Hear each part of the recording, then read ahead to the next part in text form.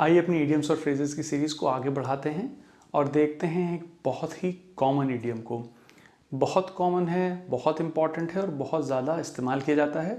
बहुत ही आसानी से समझ सकते हैं आप, क्योंकि हिंदी में भी एक इसका काउंटर पार्ट है।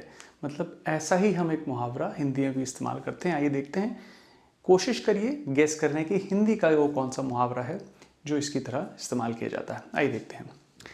Add fuel to the fire मतलब आग, ईंधन। फ्यूल मतलब ईंधन। Add fuel to the fire. His angry response only added fuel to the fire. Don't say anything rude, it will only add fuel to the fire. कोशिश करिए gas करने की। आसान है समझने में कि कौन सा है। आपने सुना होगा, अक्सर लोग कहते हैं आग में घी का काम करना। अब आग में घी का काम करने का मतलब क्या है? आग में घी का काम करने का मतलब सिर्फ ये है कि आग पहले से ही लगी हुई है। मतलब कोई सिचुएशन पहले ही खराब है, उसमें घी डालने का मतलब आग को और भड़काना, राइट? तो इसका मीनिंग है to make a bad situation, मतलब एक खराब परिस्थिति को, to make a bad situation worse, मतलब उसको और ख़राब करना। कोई चीज़ ऑलरेडी बहुत परेशानी भरी है, दिक्कत भरी है, समस्या है, उसमें कोई बहुत ऑलरेडी सिचुएशन ख़राब हो चुकी है, उसको किसी एक्ट से और ख़राब करने को कहते हैं add fuel to the fire, आग में घी का काम करना। मतलब his angry response only added fuel to the fire. उसके गुस्से से भरे रिस्पॉन्स ने, उसके क्रोधित रिप्लाई ने आग में घी का काम किया। Only added fuel to the fire. Don't say anything rude, कोई रूड चीज़ मत बोलो, because it only add fuel to the fire. ये केवल आग में घी का काम करेगा। आग में ईंधन का है, वो लोग add ghee to the fire नहीं बोल रहे हैं, घी इस्तेमाल नहीं करते वहाँ इतना ज़्यादा, तो add fuel to the fire. लेकिन सेंस वही है, कोई सिचुएशन ऑलरेडी ख़राब है, उसको और ख़राब करना, वर्स करना। सिंपल है, आसानी से समझ सकते हैं। इस्तेमाल ज़रूर करिएगा। कहीं कोई परेशानी हो, please let me know in the comments. I hope this helps. Take care. आइए अपने इडियम्स और फ्रेजेस की सीरीज़ में एक और प्यारा सा इडियम जोड़ते हैं। बहुत ही कॉमन इडियम है, बहुत ज़्यादा इस्तेमाल किया जाता है। आपने अगर पढ़ी होंगी किताबें, आपको ये बहुत फ्रीक्वेंटली मिलेगा। आप नेटिव स्पीकर्स को सुनेंगे, बहुत ज़्यादा इस्तेमाल किया जाता है। मैंने देखा है कि बहुत अच्छे से इसको बिगिनर्स भी और इंटरमीडिएट यूजर्स भी इस्तेमाल कर लेते हैं, तो कोई बहुत मुश्किल इडियम है नहीं ये समझने के लिए। इडियम है add insult to injury. Cricket में बहुत इस्तेमाल किया जाता है, मैंने रवि शास्त्री को बहुत इस्तेमाल करते हुए देखा है ये। आइए देखते हैं और फिर देखेंगे कि वो किस सिचुएशन में इस्तेमाल करते होंगे इसको। He was late to the meeting and to add insult to injury he forgot his presentation.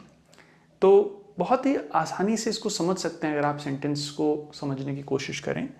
She already felt bad about her mistake and his harsh comments just added insult to injury. तो क्या लग रहा है इससे? He was late to the meeting and to add insult to injury he forgot his presentation. तो मतलब he was late to the meeting, एक चीज तो गड़बड़ हो ही गई थी। एक और जो चीज बुरी हो गई कि वो भाई साहब अपना प्रेजेंटेशन भी भूल गए। तो to make a bad situation worse, मतलब सिचुएशन पहले ही से खराब हो और वो और खराब हो जाए, तो उसके लिए हम यूज करेंगे एड इंसल्ट टू इंजरी। बहुत ही इजी है समझने के लिए। फिर देखिए, he was late to the meeting and to add insult to injury. एक तो सिचुएशन वैसे ही खराब थी, भाई साहब लेट हो गए थे मीटिंग के लिए। पहुंचे भी तो उन्होंने जब देखा प्रेजेंटेशन निकालने के लिए जो भी पेन ड्राइव देखी होगी उसमें प्रेजेंटेशन नहीं था, तो वो भी भूल गए। तो एक चीज़ खराब हुई, मैटर और वर्स हो गया। इसके लिए कई बार लोग ये भी कर सकते हैं, यूज कर सकते हैं to make the matters worse. तो he was late to the meeting and to make the matters worse he forgot his presentation, वो भी कहा जा सकता है। हम लोग क्योंकि यही कह रहे हैं to make a bad situation worse, एक सिचुएशन ऑलरेडी खराब है वो और ज्यादा खराब हो गई। She already felt bad about her mistake, मतलब किसी से कोई मिस्टेक हुई, वो उसमें ऑलरेडी खराब फील कर रहा है इंसान। कोई और आया, उसने और गिना दिया उनको कि तुम्हारी ये मिस्टेक थी, इससे ये गड़बड़ हो गया, हार्श कमेंट्स दे दिए किसी ने, and his harsh comments just added insult to injury. अब मान लीजिए कोई क्रिकेट मैच चल रहा है, एक विकेट गिर गया, जल्दी जल्दी 2-3 विकेट गिर गए, एक और भाई साहब नेक्स्ट आए, वो इंजर्ड भी हो गए, बॉल मारी किसी ने बाउंसर, वो इंजर्ड भी हो गए, तो कमेंटेटर कह सकता है they were already trailing at 31 for 3 and to add insult to injury now this star batsman is now retired hurt. तो एक खराब सिचुएशन में कोई और बदतर चीज हो जाए उसके लिए इस्तेमाल किया जाता है एड इंसल्ट टू इंजरी। बहुत ही आसानी से समझा जाने वाला, बहुत ही आसानी से इस्तेमाल किया जाने वाला इडियम है। आप भी इसको इस्तेमाल करना स्टार्ट करें। कहीं कोई डाउट बना रह गया आपको, कहीं कोई और एक्सप्लेनेशन चाहिए, please let me know in the comments. I hope it helps. Take care.